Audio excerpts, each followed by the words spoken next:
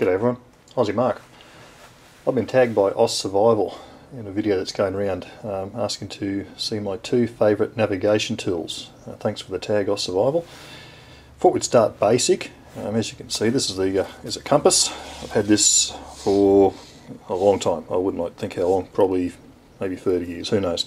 It's a silver brand compass. It's a Type 3, I dare say it's not made anymore. It's a fairly basic thing. It's got the rotating bezel, grid lines to set up on your topographical map, magnifying glass for your map reading, scale rules, all that type of thing, and I've just got a bit of cord here to sling it around my neck.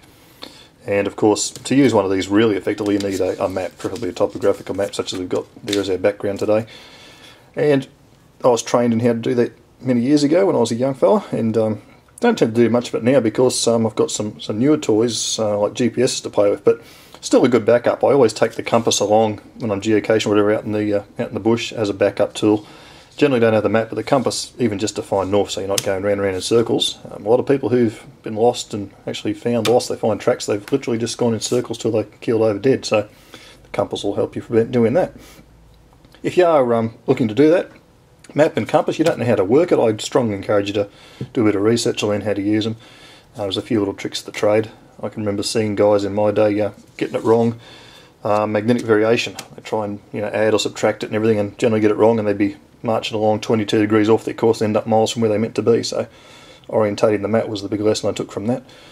But anyway, on to the more modern era, and some of you would know I'm into geocaching, and this is what I use for that. It's a Garmin brand GPS. It's an Oregon 550. See scribbled on the side there. Tremendous thing. It's all touch screen. It's got maps on it. I won't bring up too close, so don't give away my secret location of the man cave here, but topographical maps and also street maps in this one. It has, of course, like most GPS, has got a compass on it, and that's very accurate.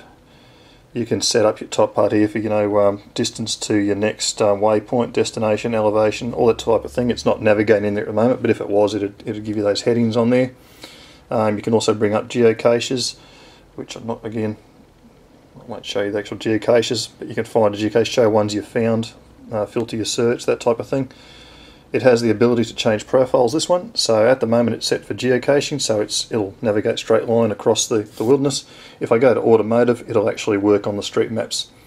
I should mention I've got the maps, both street maps and topographical maps for the entire country of Australia where I live, right in this thing in a little micro SD card, which when you look at the map in the old days, we had this map for a limited area, and if you wanted to buy them, they're whatever they were, $10 or something, you have to buy hundreds of these to cover Australia. You can now have it in a chip about the size of your fingernail in your GPS, which is really quite an amazing thing.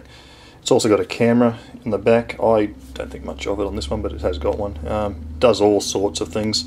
If you do get yourself lost, it'll record your tracks through the bush, and you can bring up your track and actually backtrack that way. So great tool. But as I say, it's an electronic device. It can fail potentially. It never has, but if it did, that's why this one comes along. So that's my two favourite navigation devices or navigation tools. Now I need to tag a few people. First tag will be the Mediocre Pirate. I know he's into some pretty interesting kind of emergency type work, so he might have some interesting things to show us on that. So if you'd like to make a video. ATF 681914. Andrew, I know you're into geocaching, Andrew. I don't know what you use for it, but love to find out. So if you could do a video. And Cache Wild, someone I'm subscribed to. I don't know a lot about him. He does some really excellent knife reviews and things. I know he gets out and about a bit.